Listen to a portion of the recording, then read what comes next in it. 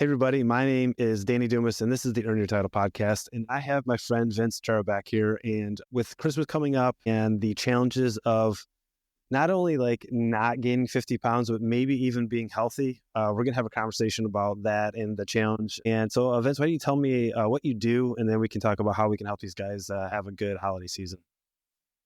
Yeah, that's great. I'll keep it short and sweet. I help busy dads get their energy back, lose body fat, improve body composition. And I do that primarily online. I do meet with some clients in person, but primarily help them with their fitness, nutrition, and lifestyle.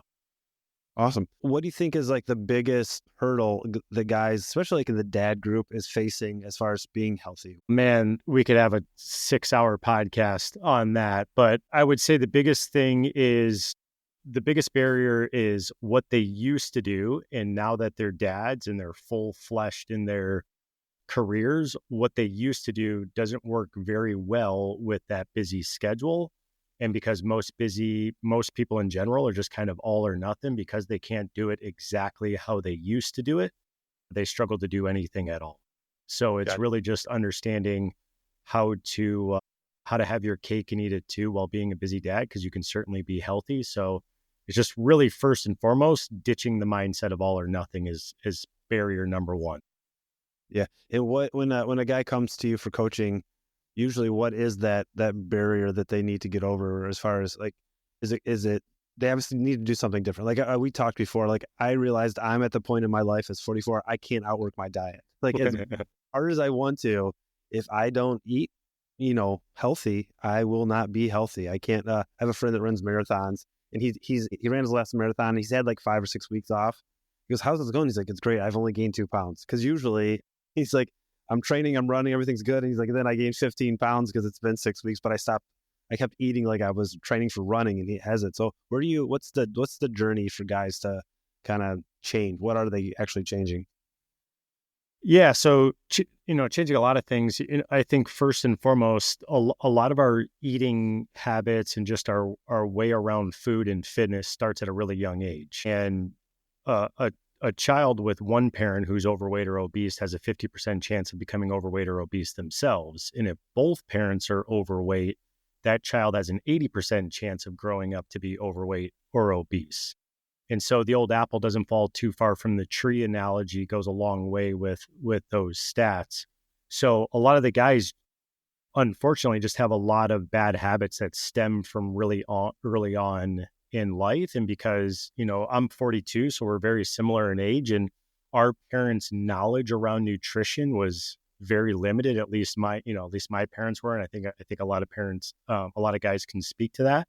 So one, just helping them better understand the knowledge around nutrition and some of the basics. And then really just helping them with that knowledge, then help plan out their day and better understand what they need to be able to fuel their body. So step number one is starting to get them some knowledge. And step number two is starting to give them some clarity on what they need to do by a step-by-step basis. So I help customize everything for all my clients. So those steps could look different depending on where you are in your journey, but just helping them get clarity on, okay, my schedule's so crazy, I'm so busy, I can't focus on everything.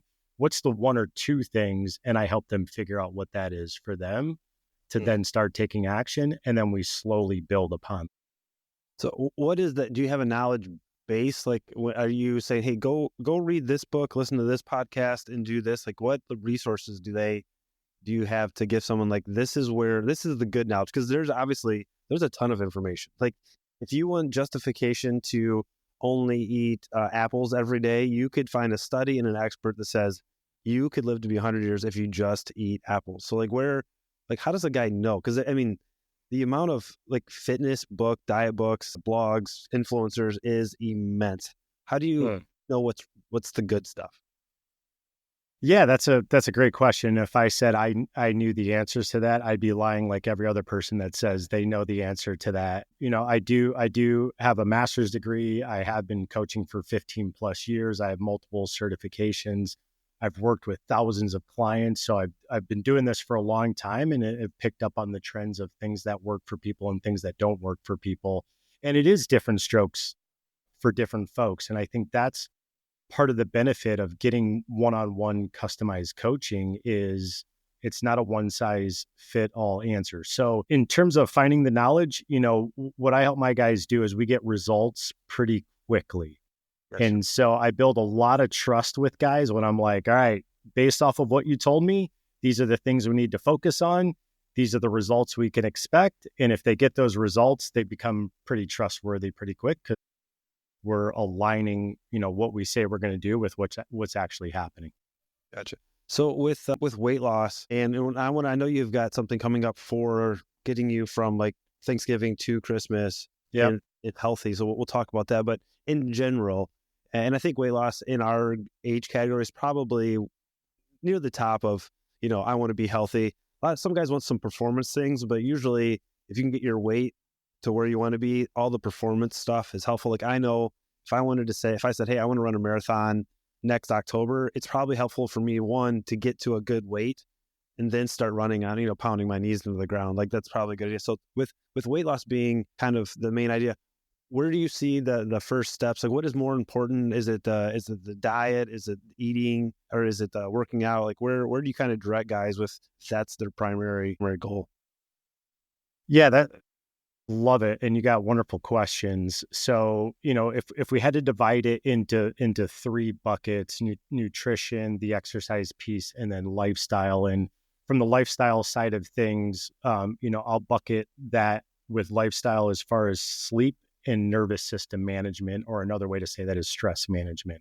Gotcha. So if we said there's three buckets, we need to work on lifestyle things, we need to work on nutrition, we need to work on fitness. Of course, we're going to work on all of that. Now, Danny, the underlying thing that we're ultimately working on and the thing that ultimately makes change is what's your identity? Right. How do you identify yourself? If you identify yourself as the fat, lazy dad, you're probably going to be fat and lazy. So ultimately improving how you think about yourself and who you think you are versus who you want to become is really step number one, is improving identity. And that's really hard to do. So that's always kind of the underlining tone throughout each of my conversation with guys. And from there, when a client's working with me, I want to help them improve the greatest skill on earth, or at least I think it's the greatest skill on earth. Aligning your words and your actions. Yeah. If you can align your words and your actions, there's nothing that can stop you from whatever you want to conquer. So identity and aligning your words and actions are ultimately what we're trying to improve.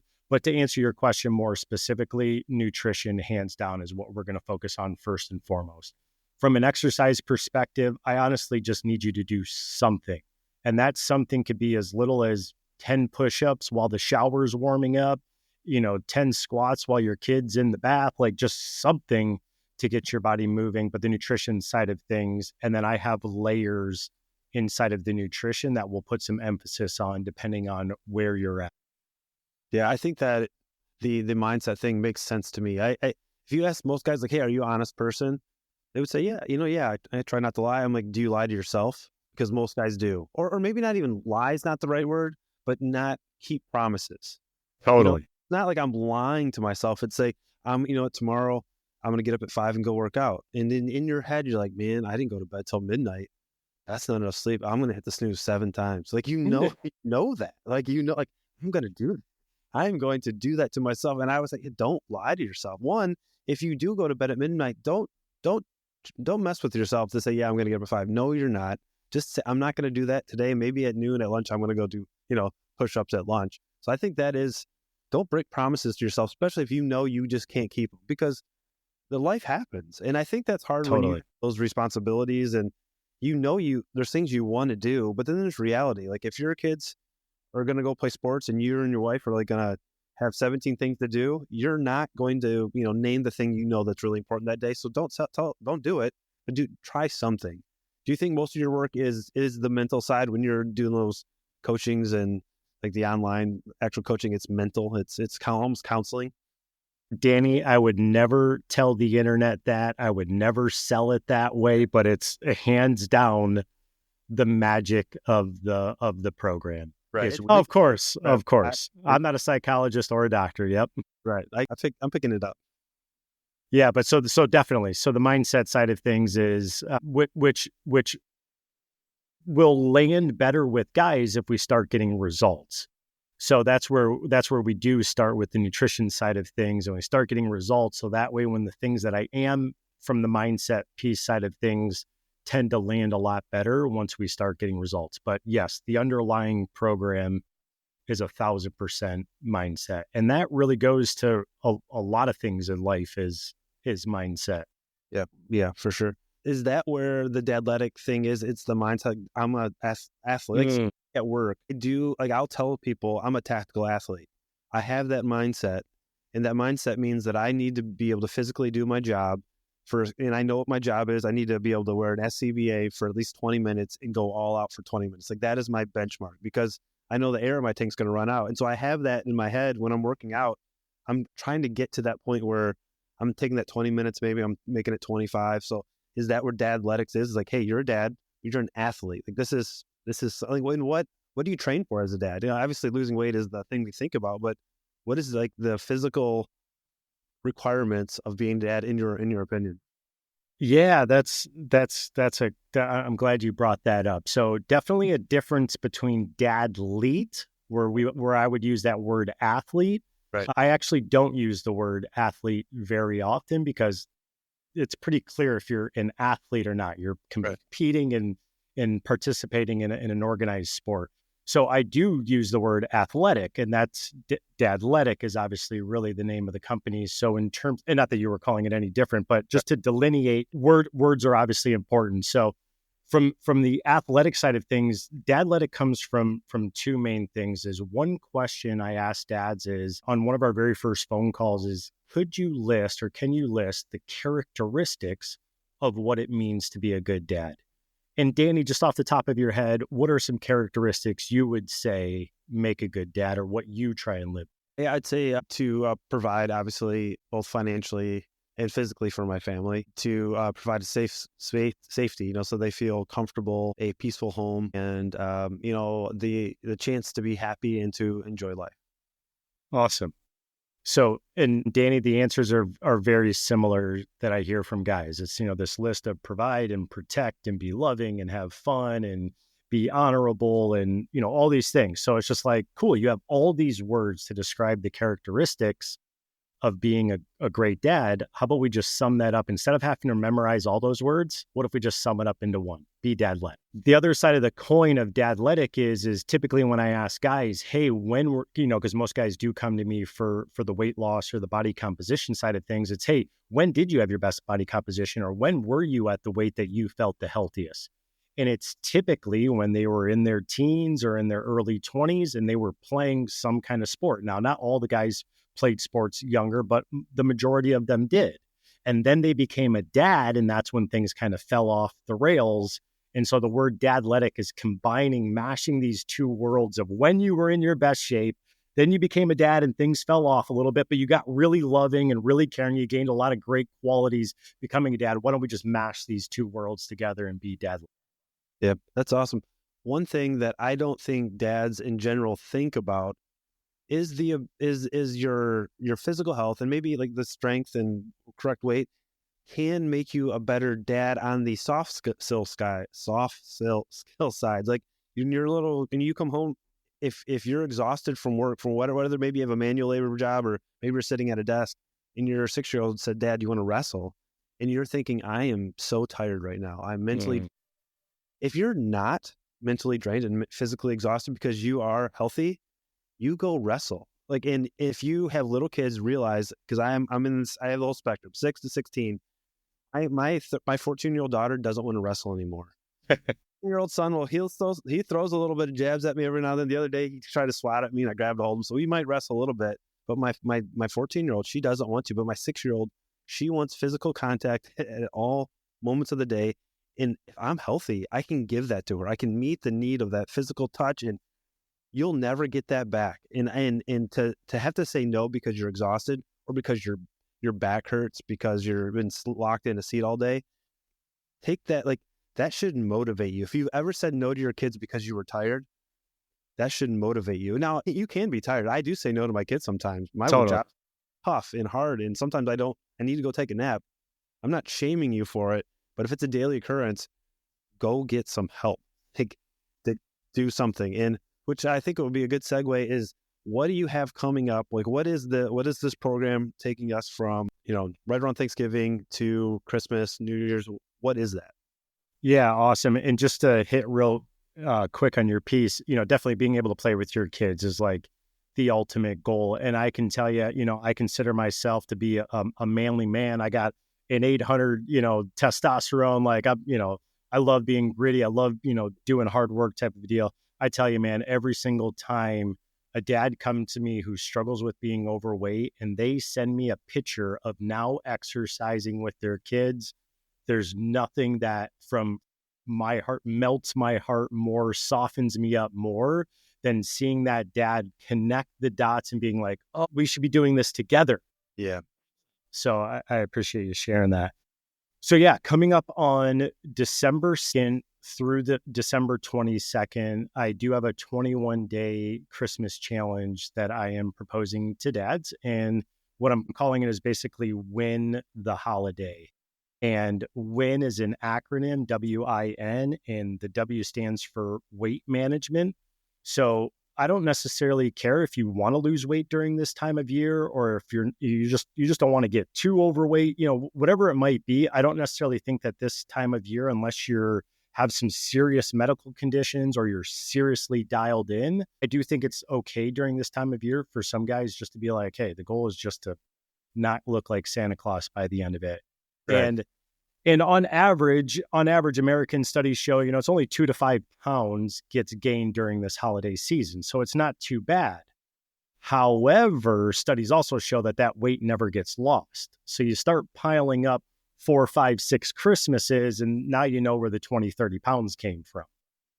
So the W stands for weight management. So just helping you better understand, if you do want to lose some body weight, we can certainly help with that. Or if you just want to be able to kind of stay at an even kill and don't crush yourself too bad during the holidays, we'll help with that. And I'll dive into some more tactical things they can do inside of the weight management.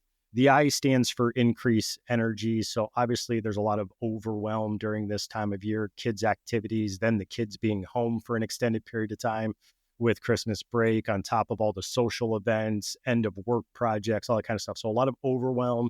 So what we want to do is help you increase some energy. And I have some steps for that as well. And then the N stands for newfound clarity. And Danny, I don't know if you've ever had a moment, whether it's with your business or maybe when you thought about this podcast, of like, man, when you get clarity on something, like how motivating it is and how much more likely you're to take action once you do have some clarity. So I also want to help dads out with that. And selfishly, the challenge will be 21 days, but really what I want to help guys do is take that momentum from the 21 days, not only win the holiday, but take that momentum and go win 2025. Yeah, I think that's awesome. And, as humans, I think we always look for the natural reset date. Yeah. January 1st, if you go to the gym on January 2nd, packed. If I had a gym membership, I wouldn't go in January. Totally. I have a nice gym in my basement. I have a really nice gym at work, and I skipped the actual, commercial gym. But it's that reset, and I think that's awesome. And the idea that you could do it before that, and you could go into the first of the year with a win. I think sometimes we think of a holiday or vacation, whatever you want to call it, as the time to just kind of let go. Mm-hmm. Like, you know what? I'm leaving tomorrow. I'm going down south to see my sister for Thanksgiving, and it's easy to go, I'm just going to let things go. But what if you changed your mindset and said, I don't have to work. I'm not going to have to work for 2 weeks. I have almost 13 days off. What if, because I don't have the stress of work, I focused on me and getting healthy? Like, that's awesome. That's crazy thinking, Danny. Yeah. And then on Thursday at Thanksgiving, go nuts. Eat the whole turkey. You want to eat the bones? Go for it. Chew on them. Totally. So maybe break down some, like, the tactical side of weight management. Yeah. Intention, or what was the I? I'm sorry. Increase energy. And then newfound clarity. Yeah. Yep. Let's break that, what that would look like.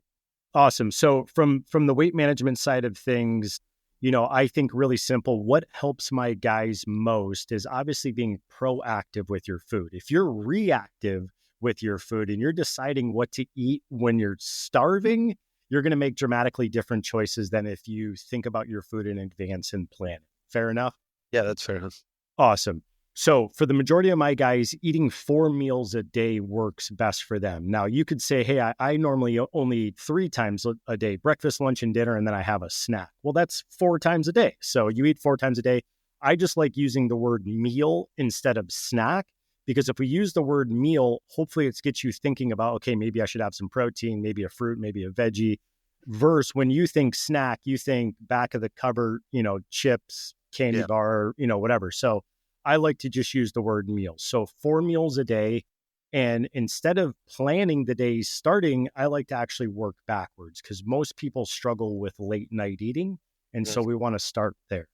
So what I help guys do, 4 meals a day. So what you could do is just figure out roughly what time you're going to go to bed. Now, if you go to bed at the same time every time, this will be pretty easy. But if you're anything like most people, it's pretty sporadic. So you'll have to think about this in the morning. So Danny, for example, what time you plan on going to bed tonight? I'll go to bed tonight around 10:30, 11. All right, awesome. And so then all we're going to do is we're just going to work 3 hours backwards from bedtime to say that's when meal 4 is going to happen. So we'll say around 7:30 would be meal number 4 for you. Now, in terms of like dinner with the family, do you guys typically have dinner together? And if so, what time is that? So I actually, my life, I split it up. I have work life and home life because I work station. So at work, I eat at 6. Cool. Because that's what we've done for the last 120 years, and we do not break tradition. So Yeah. we eat at 6 and we eat at noon at work. But at home, I usually eat around the 4:35 because the kids are getting home from school at 4. Yeah. So sometimes between 4:30 and 5. Awesome. So that works great. So we start 3 hours prior to bed. The main reason we're doing 3 hours prior to bed, it's going to help us with the increased energy side of things, is eating 3 hours prior to bed has shown to be able to help you with deep and REM sleep. So when we talk about increasing your energy, you getting more deep in REM sleep or getting adequate deep in REM sleep is going to do wonders for your energy. And eating outside of that 3-hour window improves that deep in REM sleep. If you start to eat inside of that window, you start affecting the deep in REM sleep, which is going to ultimately crash some energy. So that's why we're doing 3 hours prior to bed. Okay. And then we work backwards about every 2 to 4 hours, depending on your schedule. Okay. So if you're at home, it'd be around 4:30, which fits, it's a 3-hour window from meal 3 to meal 4. What time would you typically have lunch when you're at home? Around noon. Cool. And then what time would you typically have breakfast? I'm not a big breakfast eater. I'm not, that first meal of the day for me is usually somewhere between 11 and noon. Okay, cool. And so one, we could work specifically through that scenario. I would say the majority of guys do eat breakfast in the morning. So cool. So if you have breakfast 7 to 8 o'clock, you have lunch, you have meal number 2 at noon, you have dinner with the family. So that's meal number 3 around 4:30, 5 o'clock. And then you have meal number 4 at around 7:30. Just simply writing down when you're going to eat and then not eating in between those meal times. And the analogy that I like to use is, Danny, I'm sorry, what's your wife's name? I never asked. Andrea. Andrea. What's a restaurant you and Andrea like to go to? Cruisemere. Are they open 24/7? Nope. So if you call them at 2 o'clock in the morning to order the pork chops, what are they going to tell you? Yeah, you can voicemail. Kick rocks, right? Kitchen's closed. And so then that's the mentality that I like to help the guys through is set your meal times. And then in between meal times, kitchen's closed. Sorry, you can't order anything. Now, if you're anything like me and a lot of guys, you work from home. So the kitchen you always have access to, but you need to develop the mindset of the kitchen is closed. And then there's a plethora of reasons why it's beneficial to not eat in between meals. So tactical tip number 1 from the weight management is just plan your meal times in advance and adopt the mindset that the kitchen is closed in between meals. Now, Danny, that also means once you get done with meal number 4 at 7:30, the kitchen's closed till the next day. You kill me, Vince. That's a tough one. Totally. Yeah, honest with myself and not go in there. Yeah. We'll have to do our best. And obviously, if a guy struggles with that, we'll certainly work through it. But I can tell you, sticking to the 4 meals and having a meal plan, because 7:30 is not your dinner time, right? So having a meal planned after dinner should hopefully help you from going off the rails type of a deal. So without even talking about what to eat or how much to eat and all that stuff, which is obviously beneficial, first goal is just plan your meal times. You can plan. That's easy. I mean, it's not, I should say simple. It's probably not easy. Totally. Simple, meaning, it doesn't take much to do that, but stopping eating is probably going to be a major hurdle for guys, 100%. Yeah, and I'm glad you said that. Danny, if I could share, is it okay if I share the number one complaint I get from my clients? Yep. Sure. Keep in mind, the majority of them are there for weight loss. The number one complaint that I get, Danny, is I can't eat all this food. That's crazy. Which is a funny thing coming from someone trying to lose weight, because typically most people think they need to starve themselves in order to lose the weight. So we totally flip you upside down when, it's just the funniest thing in the world, as I can't eat all this food. So obviously we'll work through if late night snacking still happens, yada, yada, yada. But write your meal plans down, as you mentioned, simple to do, and hopefully it becomes really easy. The other thing from the weight management side of things is now that you have those 2 to 4 hour windows between meals, is I would love for you to drink 20 ounces of water during that time. In between each meal? In between each meal. So not with your food, but in between the meals. And the likelihood of you being overhydrated versus dehydrated is just night and day difference that most people are dehydrated. Now, obviously, you're a fit and active person, so probably don't struggle with water. But a lot of guys, unfortunately, do. And that 2 to 4 hour window in between meals, drinking that water will also help you avoid the snack closet as well. So hopefully the mentality of kitchen is closed on top of filling your belly up with 20 ounces of water should do the trick on getting you to your next meal. What's your take on flavored water? Now, flavored how? From electrolytes or from zero? Yeah, like a liquid IV or something with 0 calories. Yeah, I mean, we just got to be careful with artificial sweeteners in the sense of just from a gut health side of things is you're probably getting a lot of artificial sweeteners from a lot of your other foods. But at the end of the day, if that's what gets you to drink the water, cool. I can work with that. Sounds great. Like I have me and two of my daughters. We're all water drinkers all day long. My son and my wife, I don't know how they're not dust. It's just drink. Why I never see you drink anything? They're just dry. Trying. And some guys are like that. They're like, I just don't like the taste of water. In my head, I can't empathize. I don't understand that totally. But if a guy's struggling with this, it's better to have water. If the only way you're gonna have it is have something make it taste like lemonade, that's okay. It's better to have it, but it would be much better to not have it would just straight water. That's better for the gut biome. And I think there's a reason why you don't drink it at meals. I'm guessing there's a reason. Is there a reason? What is that reason?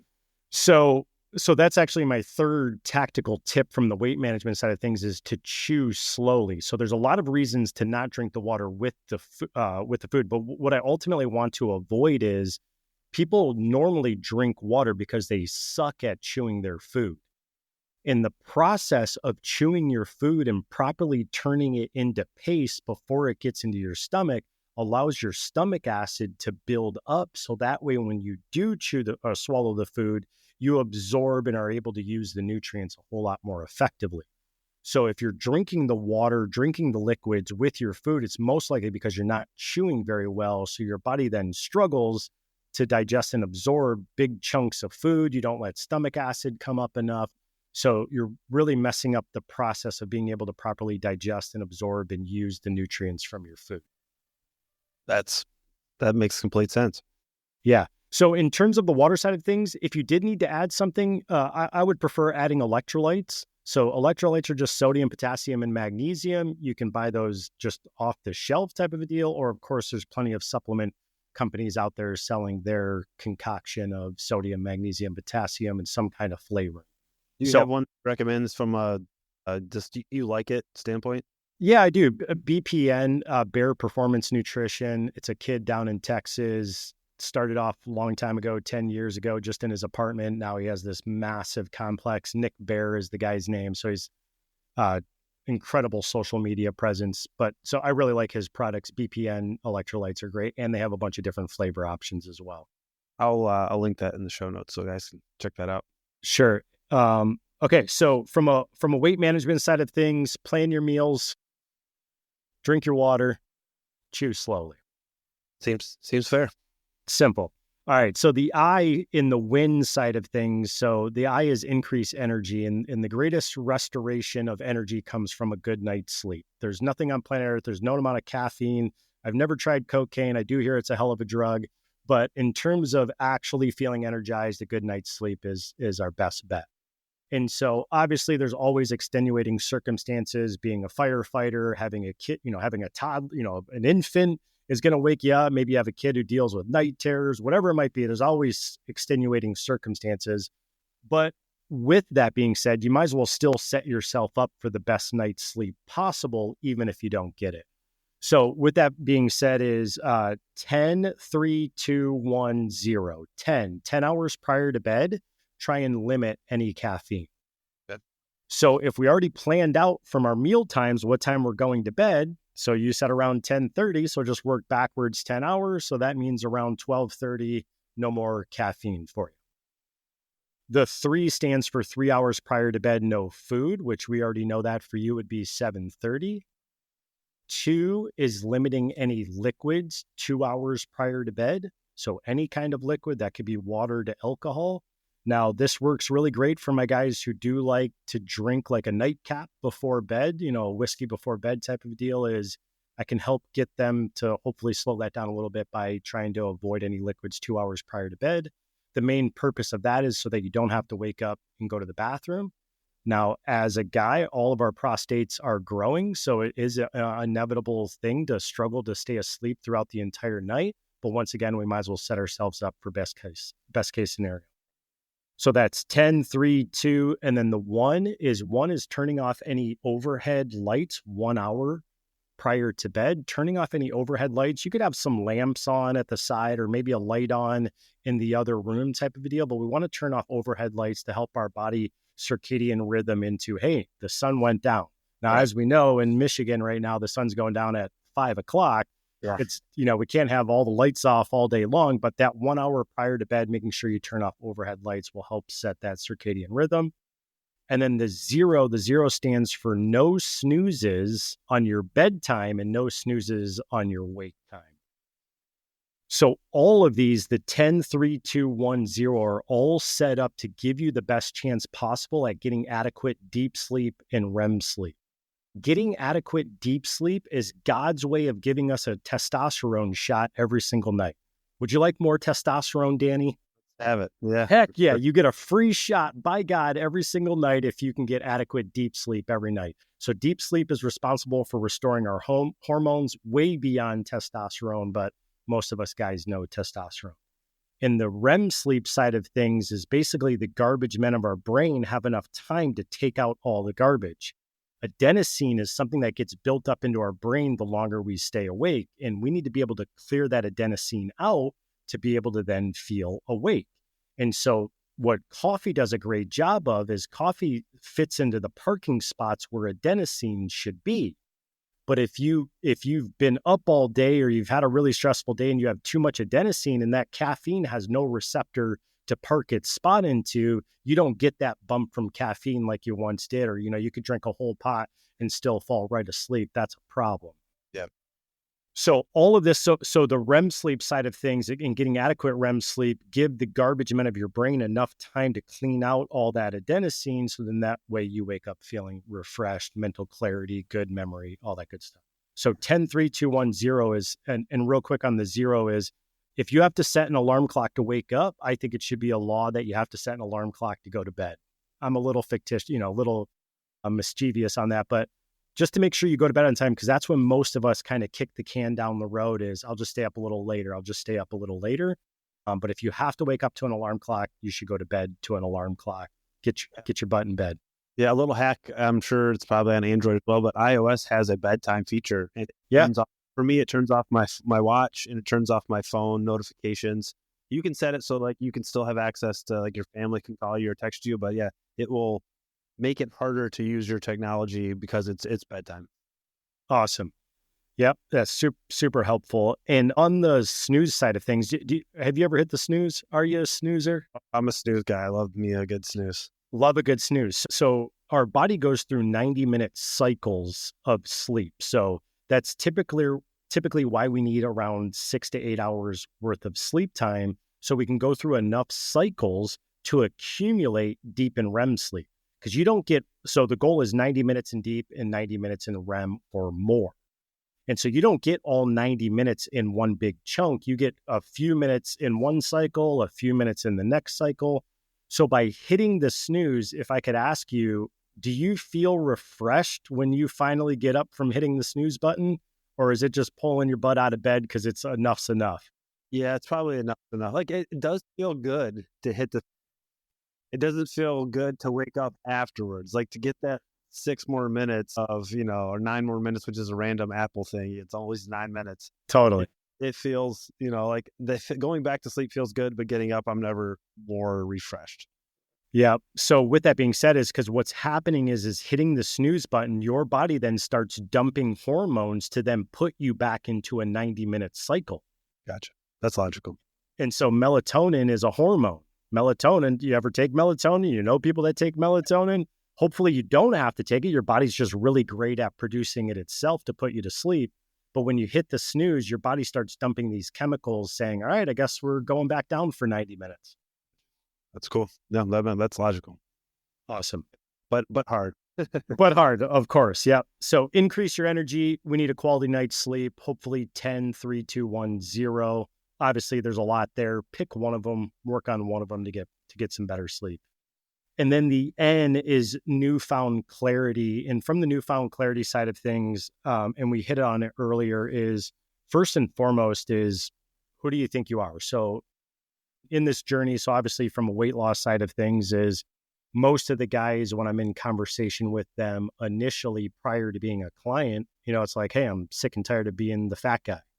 Yeah. So they think of themselves as the fat guy. So to get some clarity as one, we just have to decide, are you the fat guy or are you the fit guy that just has some fat on you that you need to get off? Because that's a totally different mindset on who you need to be and what you think you do and what you do, you get results from. So if you want different results, we got to do different things. And in order to do different things, we got to think about them differently.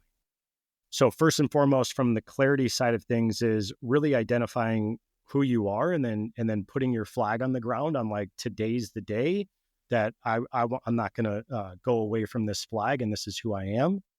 And then from there, what I like about the coaching side of things, and maybe a little bias to it, is the accountability to helping you build the greatest skill on earth, aligning your words and your actions. Yeah. The accountability is the major part. Like with this podcast, probably the last couple of months, I've been putting out at the end of every episode, I want to help men become better husbands, fathers, and leaders. And guys have reached out. And it's interesting because I've talked to guys who are very successful, have made millions of dollars, and they're struggling with a little thing. And I don't know how to help them get over that, but they know, and they just need someone else to go, on Monday, you're going to call me and tell me what you did, what you know you should do. And I understand that's powerful. It's simple, but it's like workout. If me and you worked out together, we would work out harder because we're in the gym. Even if we're not doing the same workout, we would work out. I'm like, I can't let this dude see me punk out on that. I said 5 reps, I'm doing 5. Like that's totally powerful. That's very powerful. Totally. So to win the holiday, WIN is, pick those areas. So from the weight management to the increase energy to the newfound clarity is just, if you can, one is, which one do you struggle with the most? Are you really focusing on the weight management side of things? Are you really focusing on increasing your energy during this time? Are you really focusing on getting that clarity again, especially moving in to 2025? So if it's overwhelming with all the tips today, is just pick one. And if you don't know the identity piece, I would start there. And if you struggle keeping your words and your actions, there's step number 2. Gotcha. How do they do that? So how do I join the Win the Holiday Challenge? What is that process? Yeah. So just simply on social media, on Facebook is the easiest place to find me, but Facebook or Instagram, shoot me a message. I have a document I'll send over with all the details of the challenge. If everything looks good, this is something you want to participate in. What we then do from there is just set up what I call a kickoff call. The purpose of the kickoff call is just to make sure you're crystal clear on what you're going to do during the 21 days. Also, if you struggle with workouts, like you have no clue what to do in the gym, or you just want something new because you're tired of your old routine, I'll help come up with a customized workout routine. Same thing with the nutrition side of things. If you have no clue what to eat, if you do want to lose weight during this time, I'll help you set up with customized meals, ideas, help you get all the way down to the brass tacks on knowing exactly what to do, not only from a fitness side of things, but a nutrition side of things. So the purpose of the kickoff call, get you crystal clear on what the 21-day challenge is, get you crystal clear on fitness and nutrition that you want to do over that time, and then we'll kick things off on December 2nd. You'll go through the 21 days. I am capping the challenge to just 10 guys because there is a lot of customization on my end, and I take it very near and dear to my heart to make sure that when guys sign up for the program, they're signing up for results, and getting results is something that means the world to me. So I'll go, above and beyond getting these guys the results that they're after. So we're going to cap it at 10. At the end of the challenge, you'll have what's called a momentum call. And the purpose of that call is, how do we take the momentum from this challenge? And like I mentioned earlier, let's make 2025 your best year yet. That's awesome. So reach out to me on social media and I'll hook you up. And I'll link it to whatever you give me the link. Yep. So you don't have to tell me now. We can edit this part out. Do you want to give a cost? How much is it going to cost? Yeah, it's great. So it's normally $430 to get a month's worth of coaching with me, but with the holiday season, we're going to slash it all the way down. You get the customized workouts, the customized nutrition, the tracker for the 21-day, the community chat with the other guys for some more accountability, and you'll get the 2 bonus calls, the kickoff call and the momentum call, just $97. Dude, that's amazing. Anything I didn't ask you about yourself, Dadletics, the challenge, anything that you want to share before we hop off this call? No, man, you crush it. Great question, Aster.